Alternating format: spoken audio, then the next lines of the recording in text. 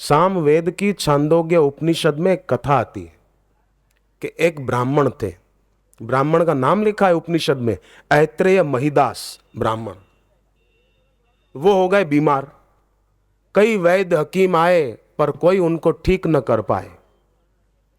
आखिर एक अनुभवी वैद्य को बुलाया। उसने भी कहा कि आप 15 दिन से ज्यादा जी ही नहीं सकते, पक्की बात, आपका स्वास्थ्य ठीक नहीं हो सकता।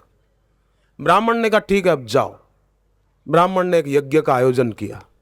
अपने और मृत्यु के बीच ब्राह्मण ने एक पहाड़ खड़ा कर दिया कि मैं देखता हूं मौत मेरे पास कैसे आती है। एक पर्वत खड़ा कर दिया। पर्वत खड़ा कर दिया मतलब यज्ञ का आयोजन किया। दोनों हाथ ऊपर उठाए और कहा कि भगवान, जब तक मेरा यह यज्ञ पूरा नहीं हो जाता तब तक मौत मेरे पास नहीं आएगी। यह पहाड़ खड़ा कर दिया, संकल्प का, दृढ़ता का।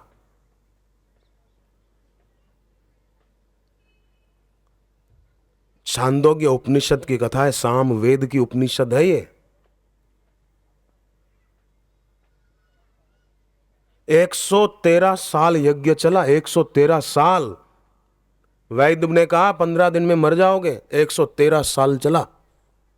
उसके बाद 3 साल और वो ब्राह्मण जिंदे रहे, फिर शरीर छोड़ा।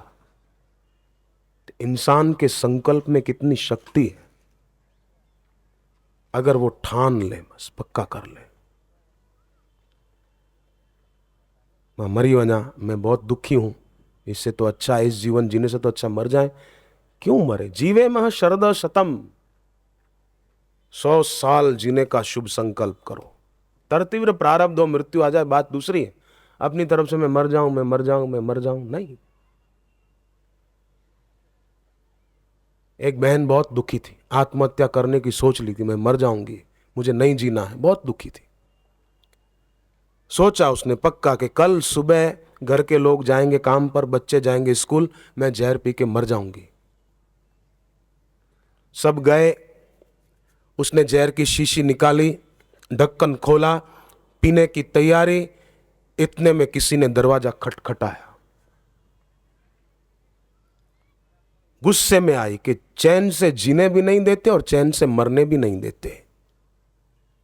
दरवाजा खोला तो देखा एक सेवादारी था, ऋषि प्रसाद का। हर महीने नया अंक जो आता है ना, वो बांटने जाने की सेवा करने वाला एक सेवक था। उसने कहा लो बहन जी, इस महीने का नया अंक। वो बहन बोले आपको अभी हुआ यहाँ ये अंक लेके आने का, अभी सूझा क्यों? बोले बहन जी मैं तो शाम को आने वाला था, पर पता नहीं आज बापूजी मुझे सुबह से पूजा कर रहा था तो मेरे को कह रहे थे आज इस घर में अभी देकर आ, अभी देकर आ, अभी जा, अभी जल्दी जा, इसलिए मैं अभी लेकर आया हूं, लो आपका नया अंक। वो बहन तो बहुत रोई गुरुजी की तस्वीर देख करके, मानो मुझे बचाने के लिए ही आपने उसको अभी प्रेरणा दी। उसने सत्संग के वचन उस मैगजीन में पढ़े, ऋषि प्रसाद में, कि जीवन में द्वंद्व सहिष्णुता होनी चाहिए। सुख आया, दुख आया, अनुकूलता आई, प्रतिकूलता आई, मान मिला, अपमान मिला, ये द्वंद्व सहिष्णुता होनी चाहिए। उसमें सम रहो, शांत रहो। सत्संग के वचन ऐसे पढ़े, उसके दिल से चिंता का जहर निकल गया और उसका जीवन अभी बहुत सुखद है। मरी नहीं वो, आत्महत्या का विचार दिल से निकाल दिया, अभी सुखी है। एक ऋषि प्रसाद मैगजीन ने कितना काम कर दिया उसका, उसको मौत से बचा दिया। सत्संग के वचन बड़ा काम करते हैं। सत्संगति संश्रुति करंता, इसलिए भक्त लोग गाते हैं, तुमसे ही पाई मैंने खुशियां घनेरी, बिन तेरे क्या थी दाता औकात मेरी, कैसे मैं गाऊं गुरुवर महिमा तुम्हारी, सदगुरु जी मेरे सदगुरु जी। मीरा कहती थी मारा जन्म मरण रा साथी, थाने नहीं बिसरूं दिन राती। राजस्थान में जन्मी थी मीरा। ए मेरे जन्म मरण के साथी, मैं तुझे अब भूल नहीं पाती। मैं तुझे न भूलूं ऐसा नहीं बोलती है, थाने नहीं बिसरूं दिन राती, मैं तुझे भूल नहीं सकती मेरे प्रभु। मारा जन्म मरण रा साथी। देखो जीवन के साथी तो जीवन पूरा होने पर खो जाएंगे, संबंधी सब जीवन के जन्म के पहले इनसे संबंध नहीं था, मृत्यु के बाद भी कोई संबंध कैसे रह जाएगा? आप सोचो जरा, जन्म के पहले नहीं था तो मौत के बाद कैसे रह जाएगा? छूट जाएगा।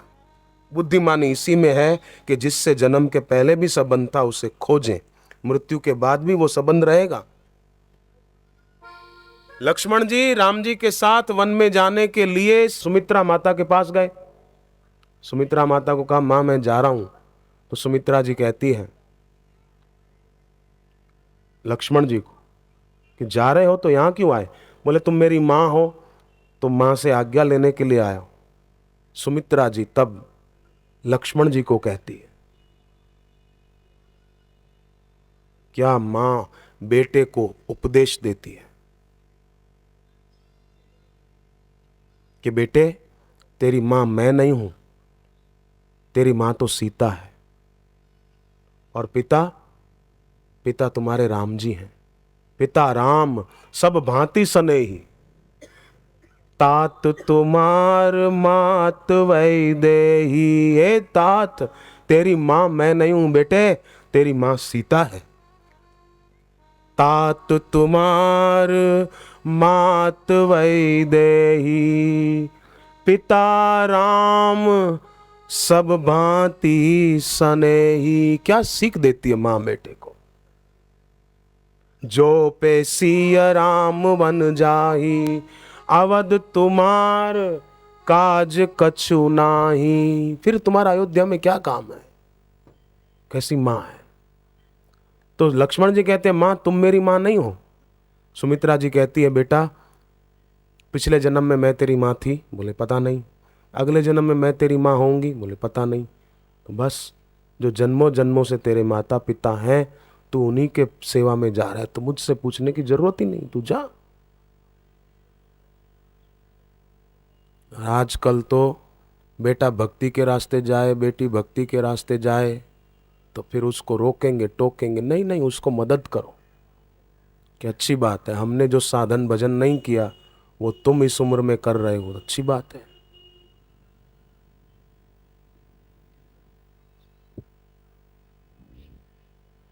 तुम्हारी सत्संग में भजन में रुचि है तो अच्छी बात है। तो मीरा कहती है, मारा जन्म मरण रा साथी थाने नहीं बिसरूं दिन राती।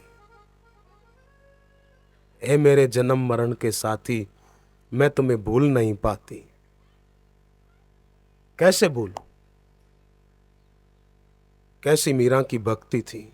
धनभागी हैं वे जो जीवन में भी उसका साथ खोज लेते हैं और शाश्वत साथी से दिल जोड़ लेते हैं। वे ही सच्चे साथी हैं। बाकी तो मैं तेरा दोस्त हूँ, मैं तेरा मित्र हूँ, तू मेरा जिगरी दोस्त है, ये सब प्रवंचनाएं हैं हुजूर, प्रवंचनाएं, धोखा है। आएगा एक झटका, कौन मृत्यु से बचा पाएगा? साथी। या कोई नेता बोले कि अरे मैं तुम्हारी साथ हूं, तू चिंता मत करना। आएगा एक झटका तो सब किनारे लग जाएंगे। अभी से सावधान हो जाएं, अपने सच्चे साथी में मन लगाएं, धोखे में नहीं। देखो हम लोग छोटे थे ना तो हमको चॉकलेट अच्छी लगती थी, खिलौने अच्छे लगते थे, चाराने कोई दे देते तो राजी हो जाते थे। पर अब बड़े हो गए तो चॉकलेट का आकर्षण नहीं रहा। कोई आपको चॉकलेट दे बड़ों को तो राजी हो जाएंगे, क्या मेरे को चॉकलेट मिल गई, मेरे को चॉकलेट मिल गई, राजी थोड़ी होंगे। कोई चाराने दे तो राजी थोड़ी हो जाएंगे, मेरे को चाराने खर्ची मिल गई। बचपन में चाराने भी कोई देता था, हम छोटे छोटे थे तो राजी होते थे? नहीं होते थे। खिलौने से राजी हो जाते थे, हंसने लगते थे, खुश हो जाते थे, खिलौना बढ़िया है बढ़िया है बढ़िया है। कोई छीन लेता तो रोने लग जाते थे। तो अब बड़े हो गए इसलिए उनसे ऊपर उठ गया, अब उसका आकर्षण नहीं रहा। ऐसे ही अब समझ से भी बड़े होकर दुनिया के भोगों के आकर्षण से भी ऊपर उठना। चॉकलेट से खिलौनों से ऊपर उठ गए कि नहीं उठ गए? ऐसे इससे उठ जाना है। इससे कैसे उठेंगे? गुरु की दीक्षा से उठेंगे। गुरु की दीक्षा वो हमारी रक्षा करेगी। बिल्डिंग ऊंची बनानी है पर कोई बोले नींव नहीं बनाएंगे, रेत पे ही अपन सीधा चुनाई काम शुरू कर देंगे। कैसे होगा? बिल्डिंग कैसे टिकेगी? सुख की और शांति की इमारत खड़ी करनी है तो दीक्षा की नींव बहुत जरूरी है, बहुत जरूरी है। चंडीगढ़ में सत्संग था तो मुख्यमंत्री और राज्यपाल दोनों एक साथ आए थे सत्संग में, पंजाब के। उस दिन विद्यार्थियों का सत्र था, विद्यार्थी खूब बैठे थे। आप यहां जितने बड़े बैठो ना, इससे ज्यादा तो विद्यार्थी थे, और बड़े भी खूब थे। तो दोनों ने, मुख्यमंत्री और राज्यपाल ने, बापूजी से प्रार्थना की कि आप हमारे यहाँ के विद्यार्थियों को सारस्वत मंत्र की दीक्षा दें, ताकि हमारे विद्यार्थी प्रतिभावान छात्र बने, मेधावी छात्र बने। बहुत आजी निजारी की। आखिर गुरुदेव ने उनकी प्रार्थना स्वीकार की और विद्यार्थियों को सारस्वत मंत्र की दीक्षा दी थी, जिससे विद्यार्थियों की याद शक्ति बढ़े, परीक्षा में अच्छे नंबरों से पास हो, अपने माता पिता का नाम रोशन करें। एक शिक्षक ने एक विद्यार्थी को पूछा, बताओ हवाई जहाज का आविष्कार किसने किया था? लड़का बोला, मेरे पिताजी ने किया था। है बोले, खबरदार, क्या बोलते हो, तुम्हारे पिता ने किया? कैसे? बोले, साहब आप ही ने तो कहा था पिता का नाम रोशन करना चाहिए। ऐसे रोशन होगा बाप का नाम? झूठी बातें बोलने से। एक लड़का बल्ब पर अपने पिता का नाम लिख रहा था, बल्ब पर। तो किसी ने पूछा, ये क्या कर रहे हो? बोले, पिताजी का नाम रोशन कर रहा हूं। ऐसे रोशन होगा? एक विद्यार्थी मध्य प्रदेश का, सबलपुर ऐसा कुछ नाम बताया था, संबलपुर के सबलपुर, सबलपुर है संबलपुर, वहां का एक विद्यार्थी, मैं नाम भूल रहा हूं, क्षमा करें। तो वो विद्यार्थी फर्स्ट आया राजस्थान में। 25 राज्यों की टेक्निकल कॉलेजों के विद्यार्थी आए थे, फर्स्ट आया। 25 राज्यों की टेक्निकल कॉलेज है, उनके सब विद्यार्थी, और उसमें वो फर्स्ट आया, हितेश बंसल। पत्रकारों ने पूछा, कैसे फर्स्ट आए? बोले, मुझे बापूजी से सारस्वत मंत्र मिला है, मैं जप करता हूं, प्राणायाम करता हूं, ध्यान करता हूं, मौन रखता हूं। एक्टरों और क्रिकेटरों की फिल्में और मैच मैं नहीं देखता, मैं उसमें अपना समय बर्बाद नहीं करता, वो समय बचाकर ध्यान साधना में लगाता हूं। तो आ गया वो लड़का, अभी पढ़ लिख कर लंदन में कोई एक बहुत बड़ी कंपनी में काम कर रहा है और बहुत वो कमाता है, बहुत। कैसी बढ़िया बात है, कितना जीवन ऊंचा हो गया। एक आदमी कार खरीदने गया, यूज्ड कार होती है ना, सेकंड हैंड खरीदने जाते हैं, कोई हो ऐसा, तो गया, एक कार उसको अच्छी लगी। सेल्समैनशिप करने वाले ने भी अपनी कला दिखाई कि बहुत बढ़िया कार है हुजूर, ये ऐसी बढ़िया कार है कि आपको रीवा से इलाहाबाद जाना हो तो आप तो एक सवा घंटे में रीवा से इलाहाबाद टच। अच्छा, 1 घंटे में रीवा से इलाहाबाद, सवा घंटे? बोले हाँ, ऐसी बढ़िया कार है, बहुत तेज जाती है, आप ले लो साहब। तो उस आदमी ने कहा, ठीक है मैं कल आऊँगा, पक्का एक कार लेनी है अपने को, कल आऊँगा मैं, पैसे वैसे लेकर आऊँगा। अब वो सेल्समैन तो राजी हो गया कि चलो एक ग्राहक पट गया। अगले दिन वो आदमी गया और कहा कि मेरे को कार नहीं खरीदनी। क्यों नहीं खरीदनी? कल सारी बात हो गई, आपने कहा मैं लूँगा, क्यों नहीं खरीदनी? बोले, मैंने रात भर सोचा, मेरे को नींद ही नहीं आई, मैंने रात भर सोचा कि मेरे को इलाहाबाद तो जाना नहीं है, मेरे को तो भोपाल जाना है, तो मैं कार क्यों खरीदूं? अरे भले आदमी, कार तुमको जबरदस्ती इलाहाबाद थोड़ी ले जाएगी, तुमको भोपाल जाना है, तुम स्टीयरिंग उधर मोड़ दो। बोले, मैंने रात भर सोचा, मेरे को इलाहाबाद जाना ही नहीं, मैं कार क्यों खरीदूं? मेरे को इलाहाबाद नहीं जाना, भोपाल जाना है। अरे तो तुम स्टीयरिंग मोड़ दो उस तरफ, कार जबरदस्ती थोड़ी तुमको इलाहाबाद ले जाएगी, तुम भोपाल की तरफ मोड़ दो तो उधर पहुंच जाओगे। हम जहां चाहें वहां हमारा मन लग सकता है हुजूर, हम जहां चाहें हमारी शक्ति लग सकती है कि मेरे को तो इसने ऐसा किया इसलिए मैंने ऐसा किया, हमको तो पार्टी थी इसलिए नॉनवेज खाना पड़ा। अरे हमारे हाथ की बात है, ऐसा करना पड़ेगा, नहीं तो लोग क्या बोलेंगे, शादी है तो नॉनवेज वगैरह बनेगा तो हमको खाना पड़ेगा, नहीं लोग क्या बोलेंगे। अरे लोग क्या बोलेंगे, भगवान क्या बोलेंगे वो नहीं सोचते हैं, लोग क्या बोलेंगे इसकी परवाह है, ईश्वर क्या बोलेंगे उसकी परवाह ही नहीं है। कैसी बुद्धि हो गई, जरा सोचो। कितनी बुद्धि में दीनता और हीनता और मलिनता आ गई। लोग क्या बोलेंगे, भगवान क्या बोलेंगे तो वो क्या कहेंगे, क्या किया हम आए के, क्या कहेंगे जाए, यहां के रहे न वहां के, चले हैं सब गंवाए। सावधान। गोपियों का कैसा प्रेम भगवान के लिए। जा व्रज रज के परस से मुक्ति मिले है चार। जिस व्रज की रज के स्पर्श से चार प्रकार की मुक्ति मिल जाए, सालोक्य, सारूप्य, सामीप्य आदि। मरने के, सालोक्य मुक्ति माना मरने के बाद भगवान के धाम में, ऐसा सालोक्य मुक्ति। सामीप्य मुक्ति, जिस इष्ट की भक्ति की या मरने के बाद उनके नजदीक रहने को मिले, सामीप्य मुक्ति।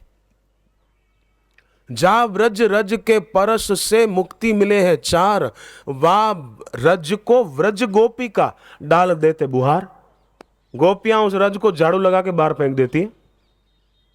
भाई हमको तो भगवान चाहिए। अब तो भोग मोक्ष की इच्छा व्याकुल कभी न करती है। भोग भी नहीं चाहिए, मोक्ष भी नहीं चाहिए, हमें तो भगवान चाहिए बस। है वही भाग्यवान जो भगवान को चाहे, भगवान को चाहे। है वही भाग्यवान जो भगवान को चाहे, भगवान को चाहे। है वही भाग्यवान जो भगवान को चाहे, भगवान को चाहे। है वही भाग्यवान जो भगवान को चाहे, भगवान को चाहे। हरि हरि ओम, हरि हरि ओम, हरि हरि ओम, हरि हरि ओम।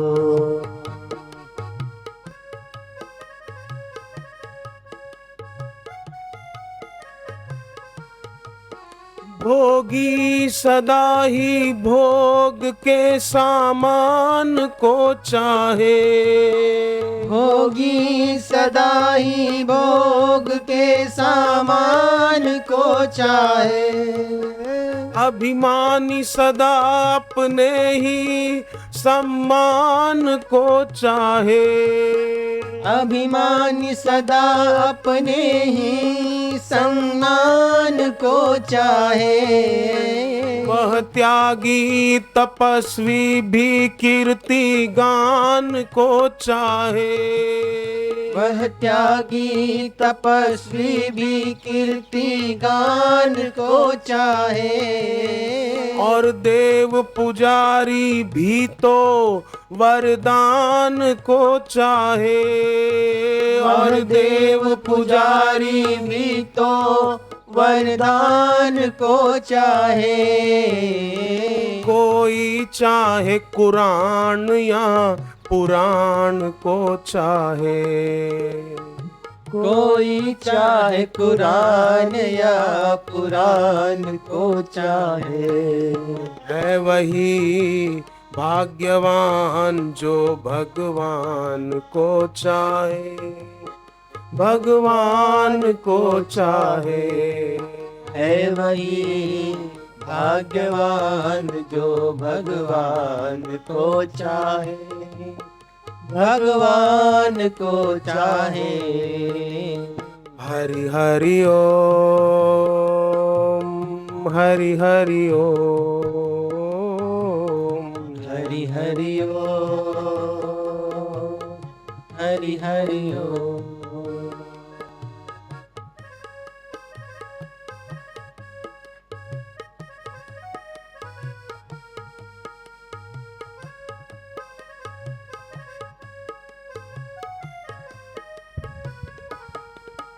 कितने ही अपने भले बुरे काम में भूले, कितने ही अपने भले बुरे काम में भूले। मुझे ये समाज सुधार का काम करना है, ये समाज सुधार का काम करना है, ये राष्ट्र उत्थान का काम करना है। अपना उत्थान कब होगा? करो, अच्छी बात है, पर स्वयं से उत्थान की शुरुआत की जाए।